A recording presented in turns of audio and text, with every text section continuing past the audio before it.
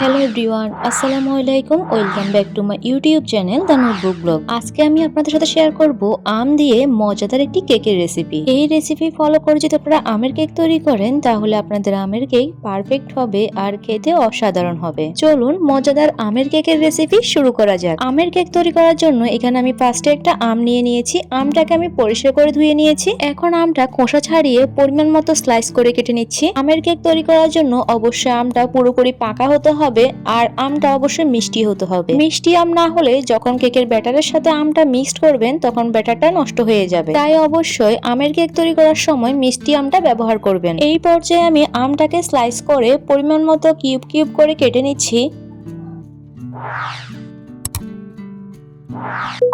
এই পর্যায়ে আমটা কেটে নেওয়া কমপ্লিট। এখন কেটে রাখা আমের কিউবগুলো একটা বাটির মধ্যে নিয়ে নিচ্ছি।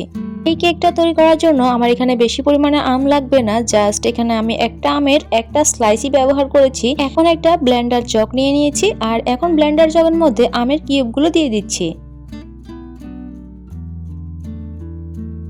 আমের কিউবগুলো ব্লেন্ডার জগে নেওয়া শেষে এখন আমের কিউবগুলোকে ব্লেন্ডার জগে ব্লেন্ড করে আমের একটা স্মুথ পিউরি তৈরি করে নিয়েছি।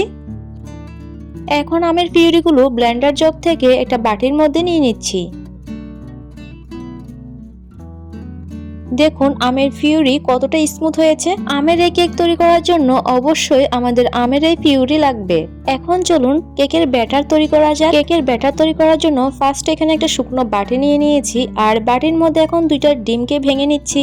এখন ডিমের মধ্যে দিয়ে দিচ্ছি পরিমাণ মতো লবণ। এরপর ডিম দুইটাকে বিটারের সাহায্যে বিট করে নিচ্ছি। 1 থেকে 2 মিনিট বিট করার পরে এই পর্যায়ে ডিমের মধ্যে দিয়ে দিচ্ছি 1/3 কাপ পরিমাণ তেল।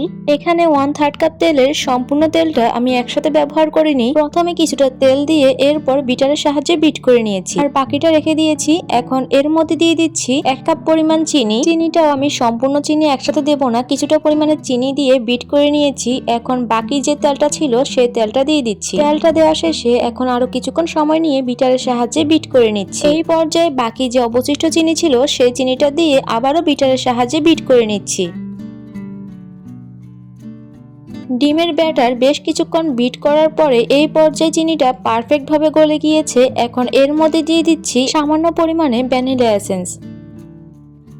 ভ্যানিলা এসেন্স দেওয়া শেষে এই পর্যায়ে ডিমের ব্যাটারটা 1 থেকে 2 সেকেন্ড বিট করার শেষে এই পর্যায়ে ডিমের ব্যাটার পারফেক্ট ভাবে তৈরি হয়ে গিয়েছে। এখন ডিমের ব্যাটারটা একটা সাইডে সরিয়ে রাখছি। এই পর্যায়ে একটা বাটি আর একটা ছাঁকনি নিয়ে নিয়েছি শুকনো উপকরণগুলো চেলে নেওয়ার জন্য। এখানে শুকনো উপকরণগুলোর মধ্যে নিয়ে নিচ্ছি 1 কাপ পরিমাণ ময়দা, 1/2 চামচ পরিমাণ বেকিং পাউডার আর 1 চামচ পরিমাণ গুঁড়া দুধ। এখন সবগুলো উপকরণ একসাথে চেলে নিচ্ছি। অবশ্যই শুকনো উপকরণগুলো চেলে নেবেন, এতে কেকটা স্মুথ হয়। এই পর্যায়ে সবগুলো শুকনো উপকরণ চেলে নেওয়া কমপ্লিট। এই পর্যায়ে শুকনো উপকরণগুলো ডিমের ব্যাটারের মধ্যে দিয়ে মিক্সড করে নিচ্ছি। সম্পূর্ণ শুকনো উপকরণগুলো আমি একসাথে ডিমের ব্যাটারের মধ্যে মিক্সড করব না। প্রথমে 1 চামচ শুকনো উপকরণ ডিমের ব্যাটারের মধ্যে দিয়ে মিক্সড করে নিয়েছি। এখন এর মধ্যে দিয়ে দিচ্ছি প্রায় 2 থেকে 3 চামচ পরিমাণ আমের পিউরি। আমের সম্পূর্ণ পিউরি আমি একসাথে দেব না, অল্প অল্প করে দিয়ে মিক্সড করে নিচ্ছি। 2 থেকে 3 চামচ আমের পিউরি মিক্সড করার শেষে এখন আরো 1 চামচ পরিমাণ আমের পিউরি দিয়ে দিচ্ছি আর এখন আবারও মিক্সড করে নিচ্ছি।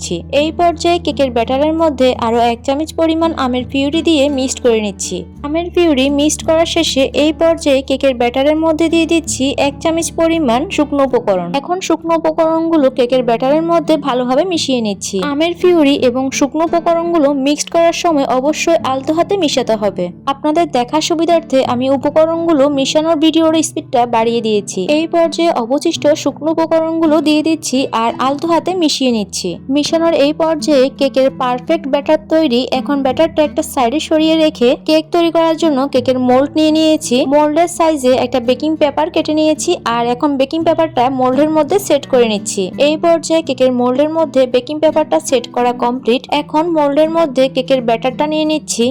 মোল্ডের মধ্যে কেকের সম্পূর্ণ ব্যাটারটা নেওয়া শেষে এখন কেক তৈরির মোল্ডটা এভাবে ট্যাপ ট্যাপ করে নিতে হবে। মোল্ডের মধ্যে ব্যাটারটা সেট করা শেষে এই পর্যায়ে চুলায় চলে যাচ্ছি। এই পর্যায়ে আমি চুলায় একটা বড় পাতিল বসিয়ে দিয়েছি আর পাতিলটাকে কিন্তু আমি 5 মিনিট ফ্রি হিট করে নিয়েছি। এখন পাতিলের মধ্যে একটা স্ট্যান্ড দিয়ে স্ট্যান্ডের মধ্যে কেকের মোল্ডটা বসিয়ে দিয়েছি আর পাতিলটাকে ঢাকনা দিয়ে ঢেকে দিয়েছি। 40 থেকে 45 মিনিট পরে এখন পাতিল থেকে ঢাকনাটাকে সরিয়ে কেকটাকে চেক করে নিচ্ছি। এই পর্যায়ে কেকটা পারফেক্ট ভাবে ভাবে তৈরি। এখন কেকের মোল্ডটা গরম থাকা অবস্থায় ফুড র্যাপ দিয়ে র্যাপ করে নিয়েছি। এরপর কিছুক্ষণ সময় অপেক্ষা করতে হবে কেকটা ঠান্ডা হওয়ার জন্য। কেকটা যখন ঠান্ডা হয়ে গিয়েছে তখন কেকের মোল্ডের উপর থেকে ফুড র্যাপটা সরিয়ে নিয়েছি আর কেকটাকে মোল্ড আউট করে নিয়েছি। এই পর্যায়ে আপনাদেরকে আঙুল দিয়ে দেখিয়ে দিচ্ছি কতটা সফট হয়েছে কেকটা। এখন আপনাদেরকে কেকটা কেটে দেখিয়ে দিচ্ছি কেকের ভিতরটা কতটা পারফেক্ট হয়েছে। দেখুন কেকটা কতটা লোভনীয় লাগছে, দেখতে যেমন লোভনীয় খেতে কিন্তু অসাধারণ হয়েছে। আর কেকটা কতটা সফট হয়েছে সেটাও আপনাদেরকে দেখিয়ে দিচ্ছি। আশা করি আপনারা বুঝতে পেরেছেন কেকটা কতটা সফট হয়েছে। সম্পূর্ণ ভিডিওটি দেখার জন্য সবাইকে অসংখ্য ধন্যবাদ। সবাই ভালো থাকবেন, সুস্থ থাকবেন। আল্লাহ হাফেজ।